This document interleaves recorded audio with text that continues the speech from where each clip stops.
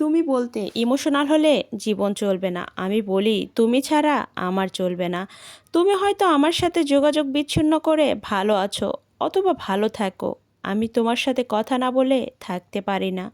মনের মধ্যে জমে থাকা অস্থিরতা আমাকে শেষ করে দেয়। শুধু জানি ভালোবাসি, তাই অবহেলা অবজ্ঞা করলেও তোমার কাছেই ফিরে আসি। আমি তাকেই সবচেয়ে বেশি ভালোবাসি যে আমাকে সবচেয়ে বেশি ঘৃণা করে। আমি তাকেই সবচেয়ে বেশি আপন ভাবি যে আমাকে পর ভাবে। আমি তার জন্যই কাঁদি যে আমাকে কাঁদায়। কি করো, খাইছো, কিছু না আচ্ছা দিয়ে যদি প্রতিদিনের চ্যাটিং শেষ হয়, তাহলে বুঝবেন আপনার প্রতি তার ইন্টারেস্ট নাই। আপনি সব সময় নিজ থেকে প্রশ্ন করেন, বিনিময়ে সে পাল্টা কিছু প্রশ্ন করছে না।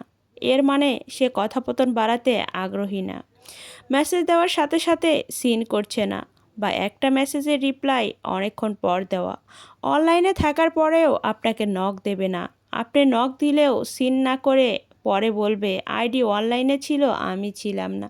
খুব ব্যস্ততা দেখাবে, অথচ ক্লাস, আড্ডা, ঘোরাঘুরি, ছবি তোলা, ছবি আপলোড দেওয়া সব কিছুই ঠিক থাকবে। শুধু আপনার মেসেজে রিপ্লাই দেওয়ার সময় তার হাতে থাকবে না। অনেকগুলো মেসেজ করার পর সে বলবে আসলে আমি খেয়াল করিনি, সরি।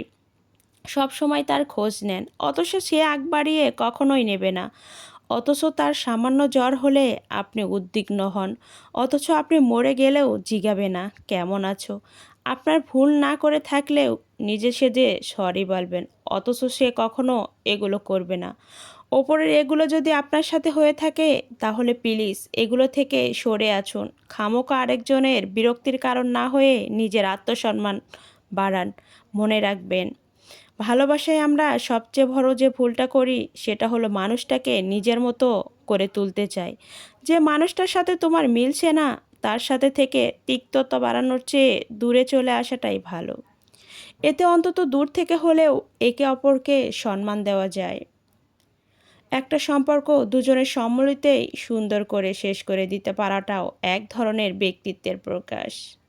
যেখানে বহুদিন পর দেখা হলেও অন্তত দুজনকেই মুখ ফিরিয়ে নিতে হয় না।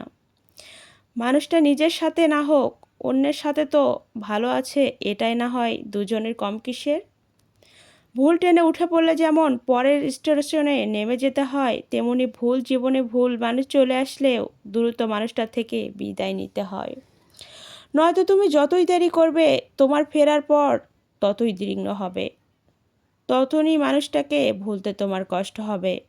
পৃথিবীর কোনো মানুষই মানুষের জন্য সঠিক নয়। শুধু তোমাকে চিনে নিতে হবে তোমার জীবনে সঠিক মানুষটাকে। প্রকৃতির হিসাব একদম আলাদা। প্রকৃতি কাউকে খালি হাতে ফিরায় না।